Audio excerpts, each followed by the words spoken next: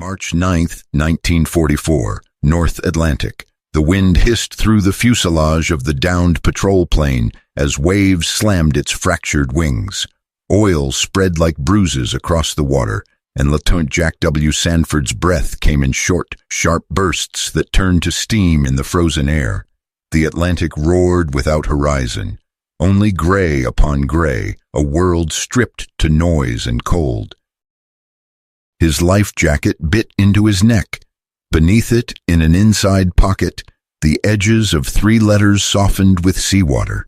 He had written them days earlier aboard the escort carrier Guadalcanal.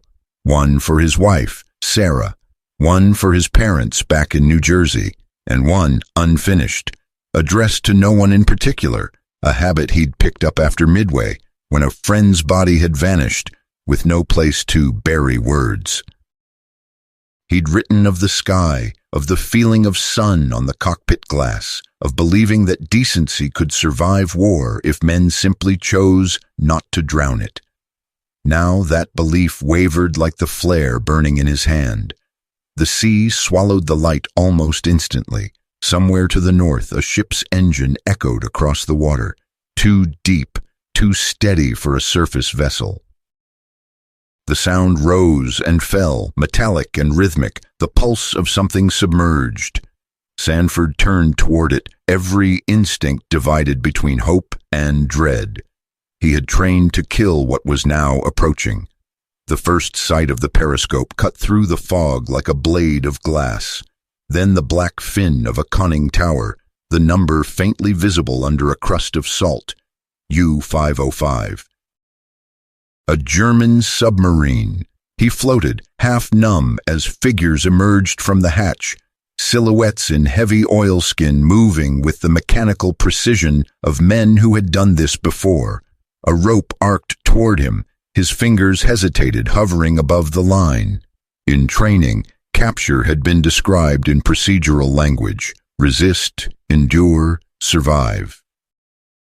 No manual had spoken of the shame that came before the enemy's hand reached yours.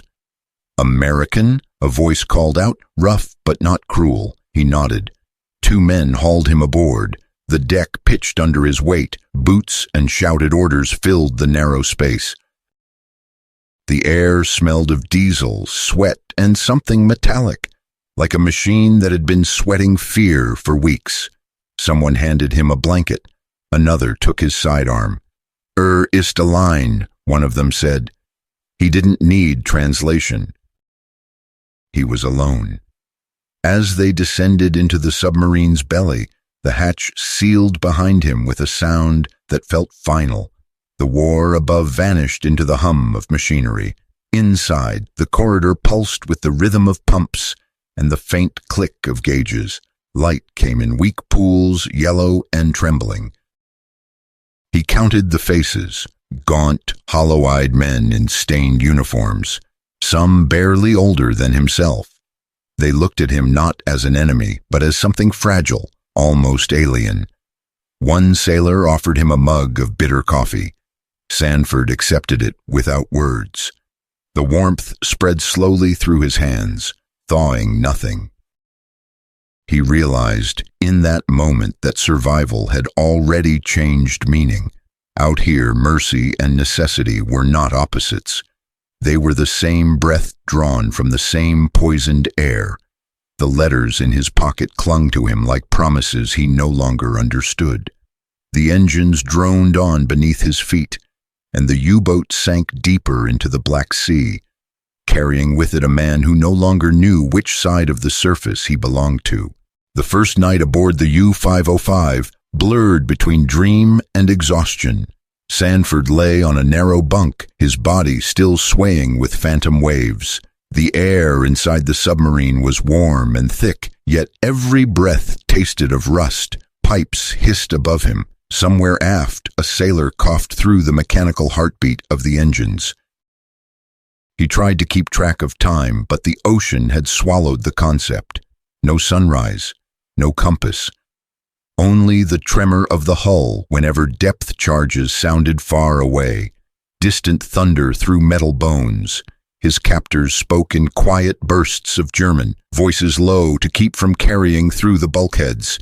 The captain, Luders, passed him once in the passageway, an angular man, uniform still pressed with officer's precision. He paused just long enough to meet Sanford's eyes. There was no hatred there, only something colder, calculation edged with fatigue. Sie werden überleben, wenn sie ruhig bleiben, Luders said, his tone almost courteous. Sanford caught a few words. You will live if you stay calm. It wasn't a threat, it was maintenance, spoken like a checklist.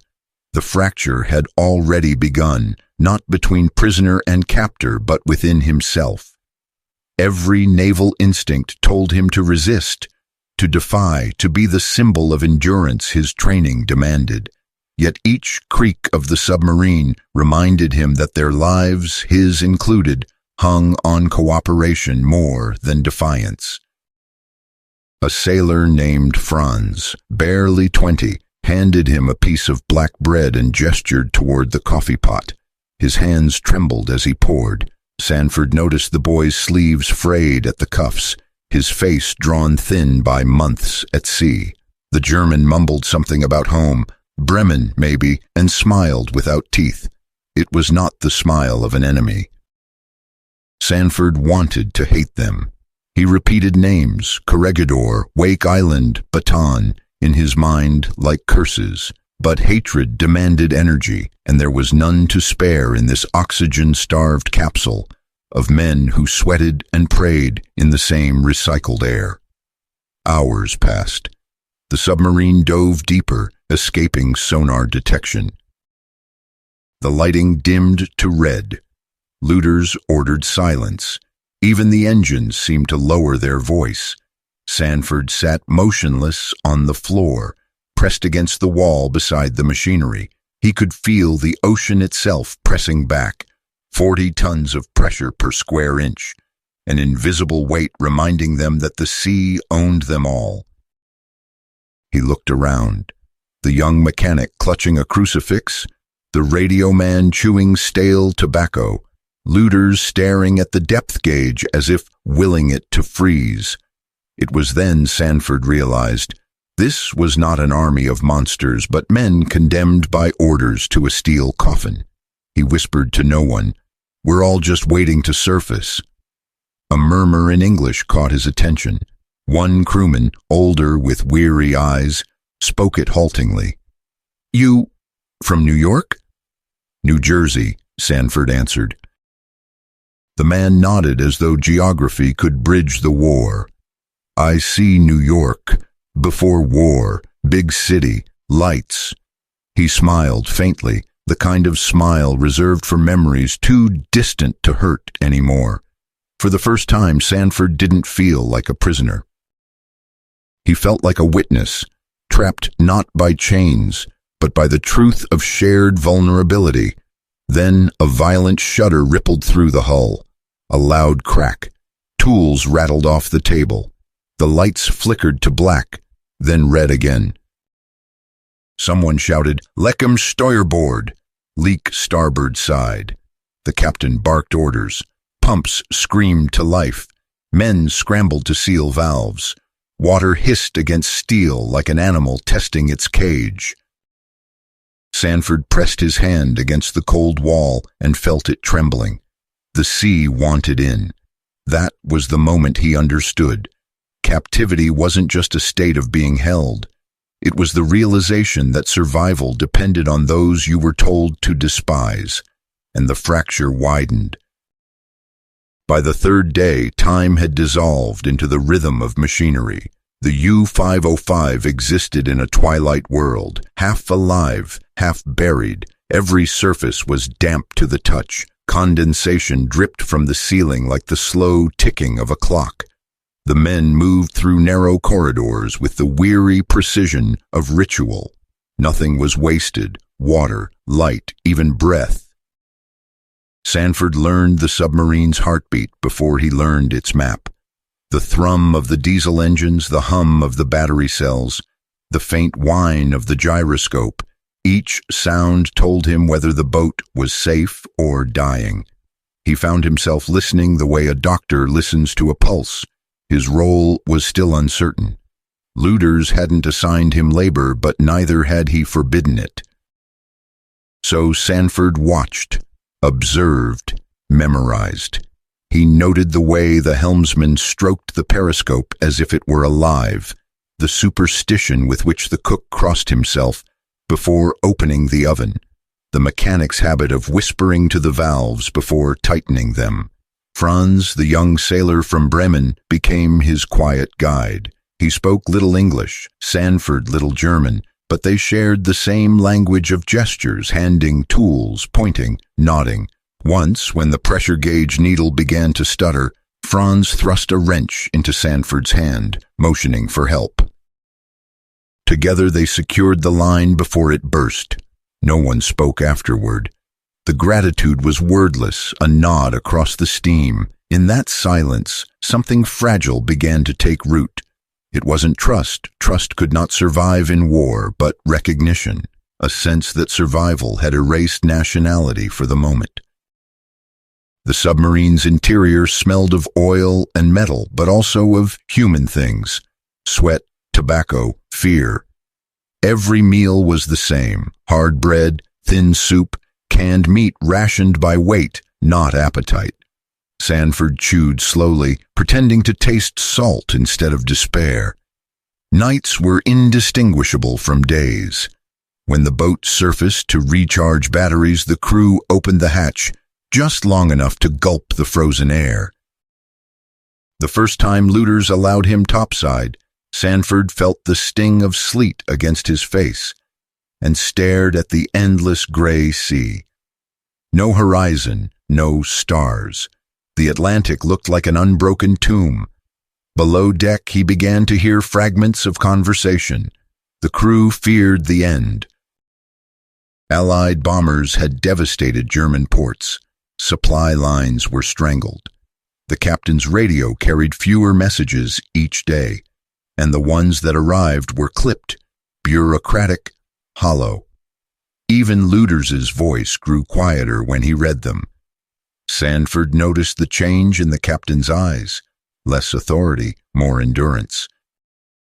He sometimes caught Luders staring at the compass, lost in thought, as if trying to navigate not the sea, but his own conscience.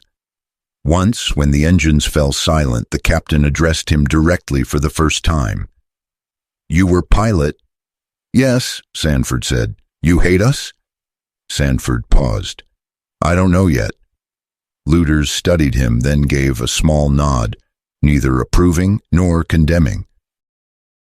War makes that answer easier, later harder. That sentence lingered longer than any order shouted in anger.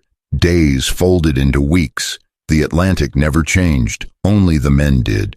Jokes turned brittle, laughter hollow.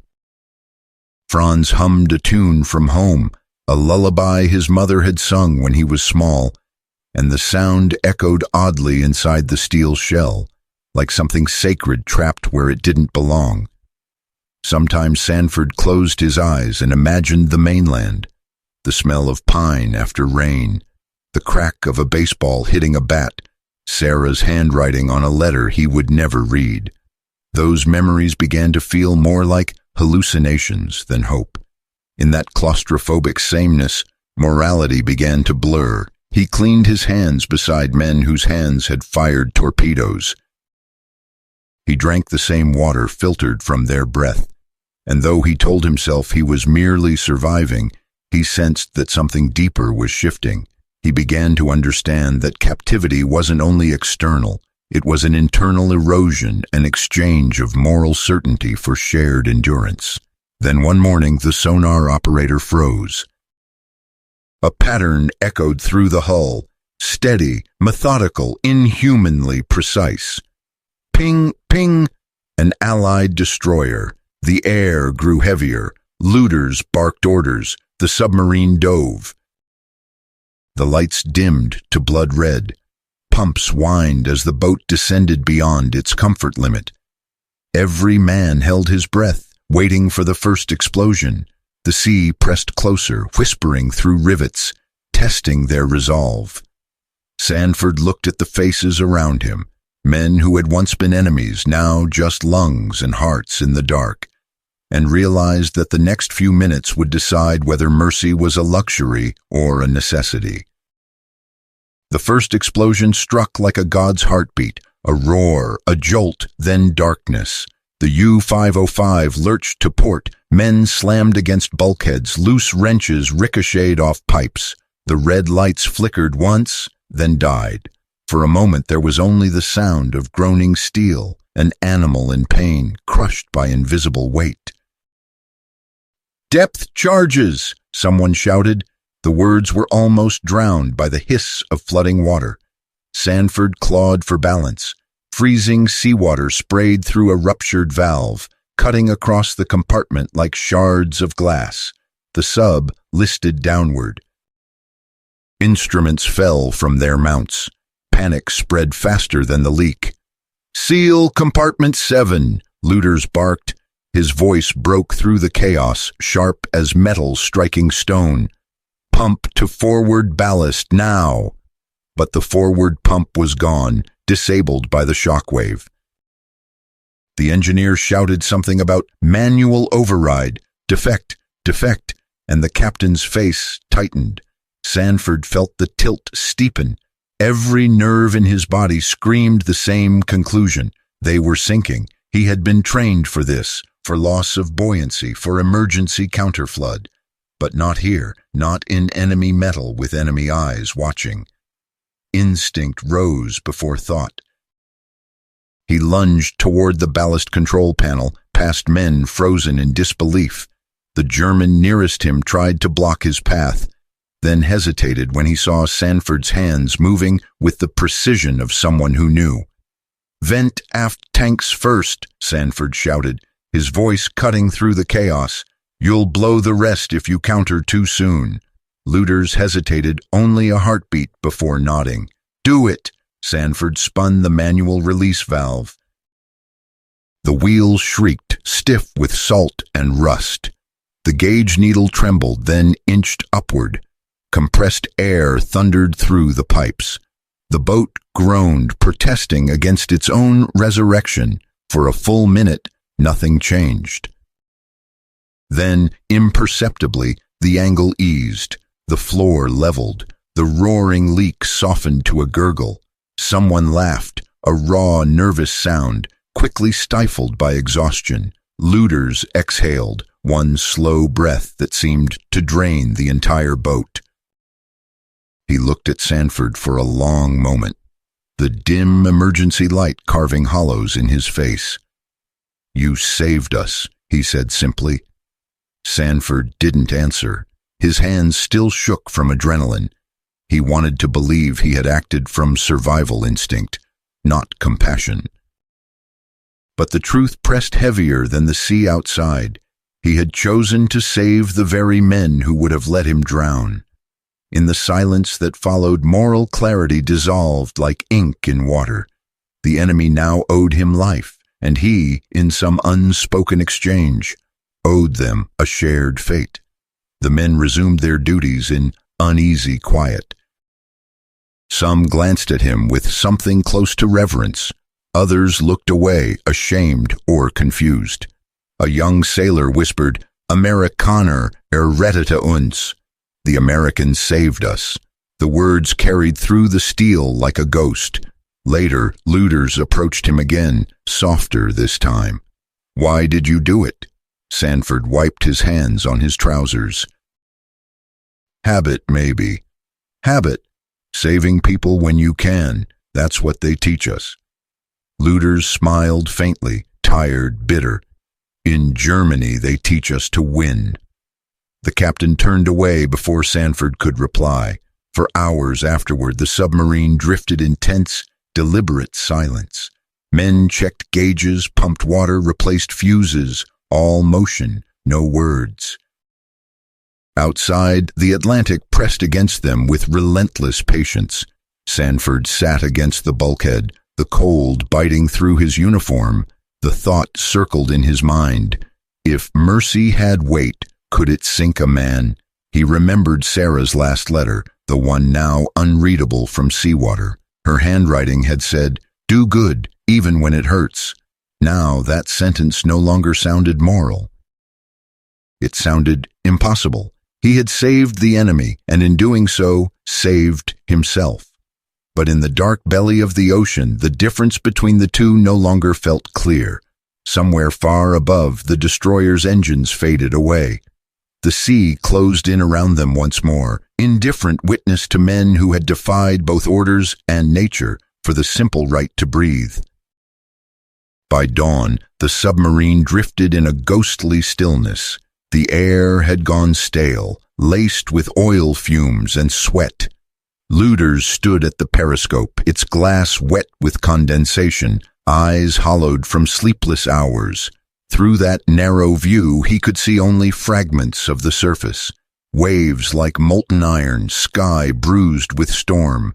They had survived the night, but the cost was visible in every man's posture. Shoulders hunched, eyes glazed, mouths moving silently with prayers no one dared speak aloud. The machinery, once the rhythm of their purpose, had become the soundtrack of confinement. Sanford sat near the aft compartment, hands raw from turning valves and wiping water off the floor. He felt every vibration of the engine as if it were part of his pulse. No one had thanked him again.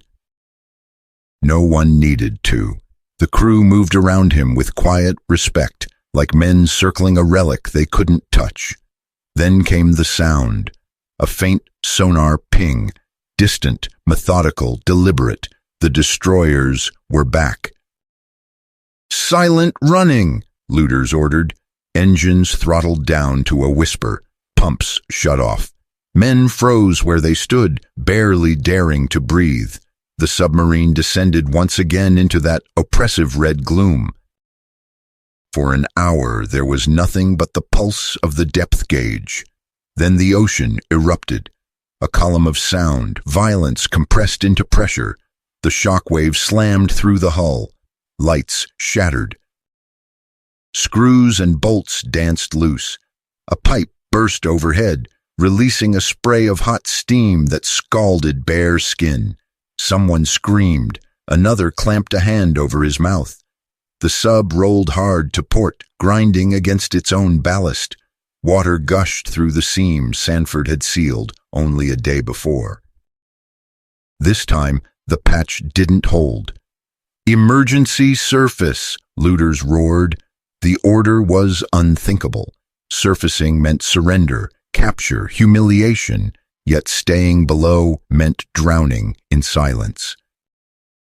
The men hesitated only a moment, then moved, each to his post, performing the same motions that might now end their war. Sanford climbed toward the ladder as Looters spun the vent wheel. The compressed air exploded upward with a deafening roar. The submarine shuddered, rising unevenly through the black weight of the Atlantic. The pressure lifted. Then light, cold blue.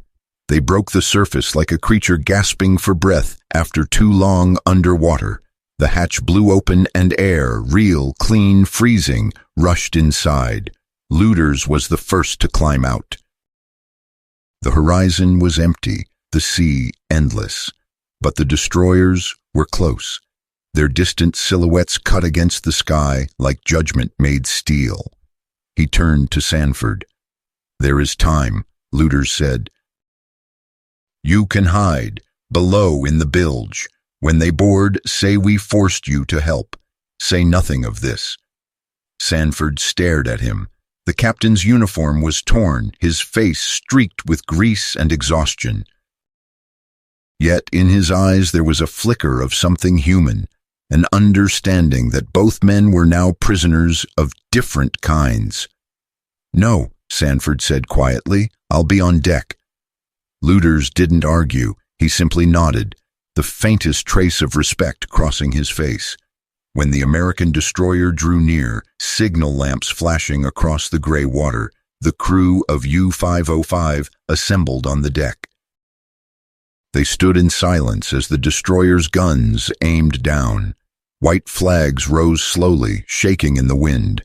Sanford stood among them, coat drenched, head unbowed. For the first time in weeks, he saw the American flag again, not as salvation, but as a mirror. The boarding party shouted orders in English, commands he understood, yet could not fully obey. He raised his hands like the rest, the salt wind stinging his eyes. He had saved these men. Now he was surrendering with them. No one on the destroyer deck could see the paradox written across his face, the guilt of survival, the shame of mercy. To his countrymen, he was a rescued prisoner. To the Germans, a silent confessor of their shared weakness. As the destroyer's crew herded the Germans below, Sanford glanced once toward looters. The captain met his eyes and gave a single, imperceptible nod. It wasn't thanks. It was acknowledgement, an unspoken pact between men who had both chosen life when everything demanded death. Rain began to fall.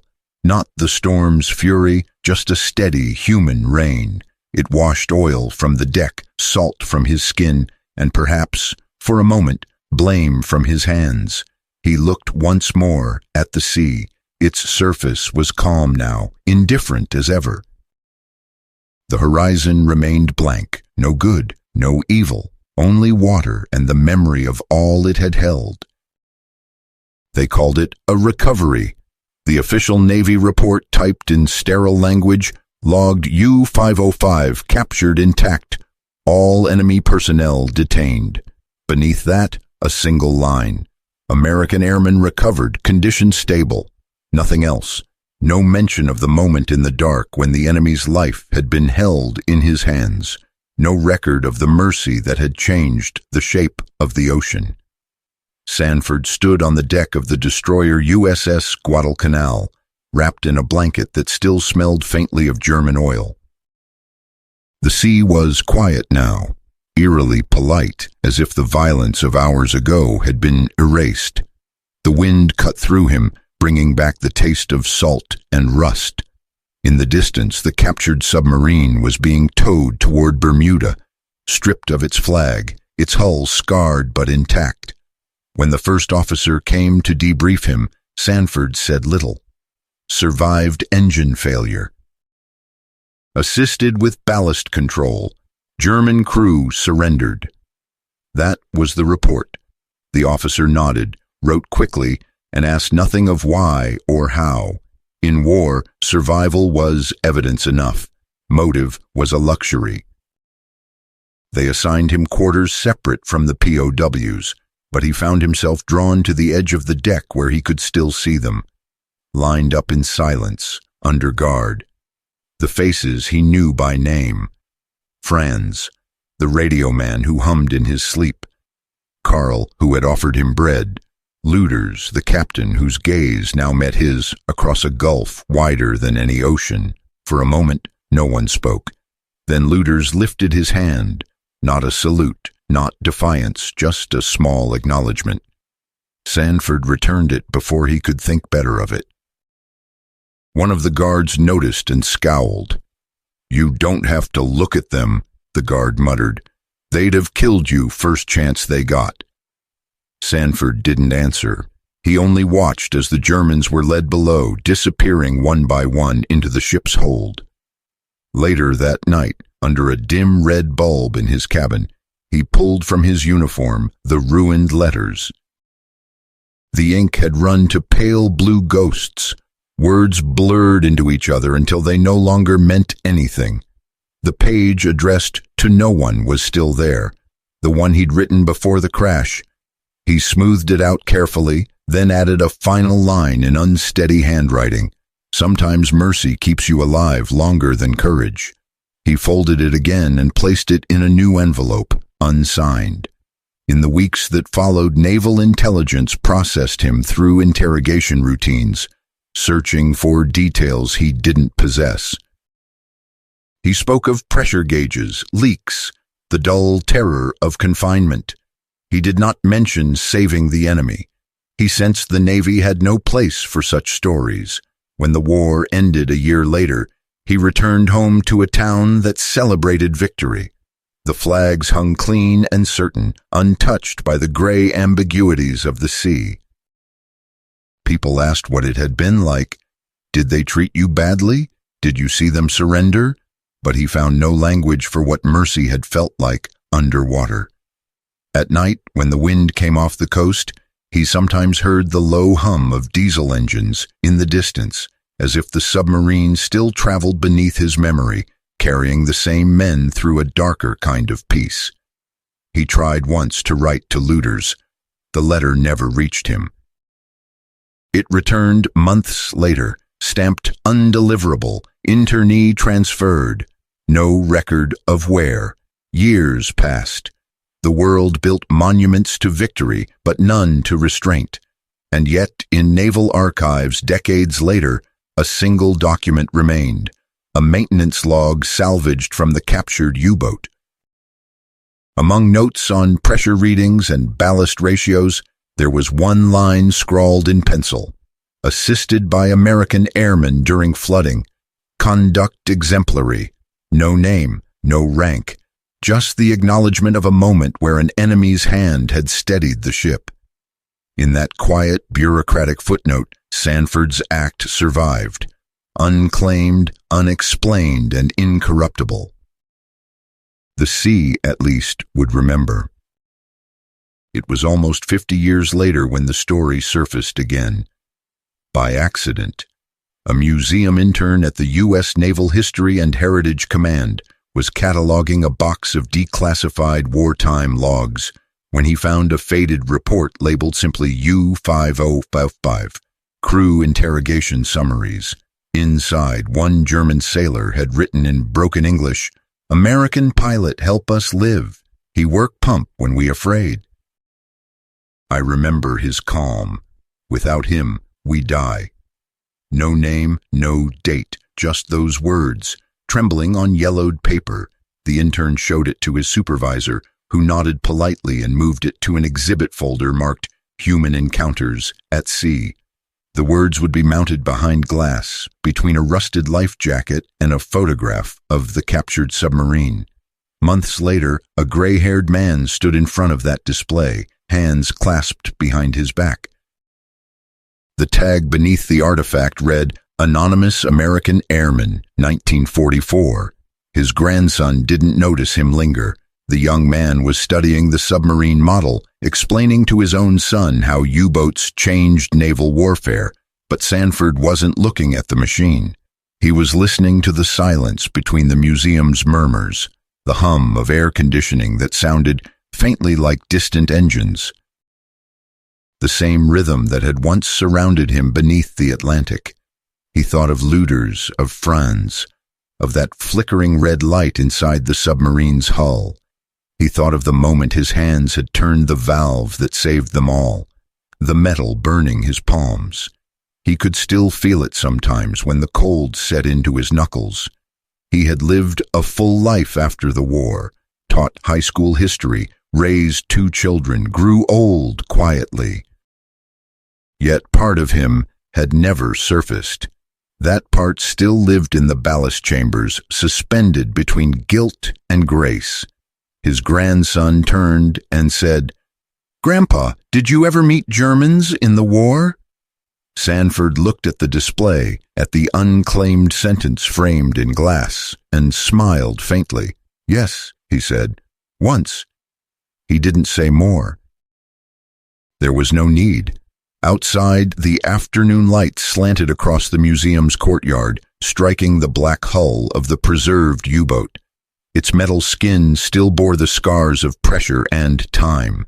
Visitors touched it, took photographs, and moved on, unaware that for a few minutes in 1944, that vessel had been kept afloat by an American's mercy. Sanford rested his hand against the cool glass. He felt its chill through his palm, like the pulse of memory still alive beneath the surface. He whispered, barely audible, "We all came up for air." No anthem played, no metal gleamed, just the faint hum of ventilation, steady, mechanical, eternal. echoing the same rhythm that had once filled a submarine beneath a dying sea. And for a moment, in that quiet hall, history remembered to breathe.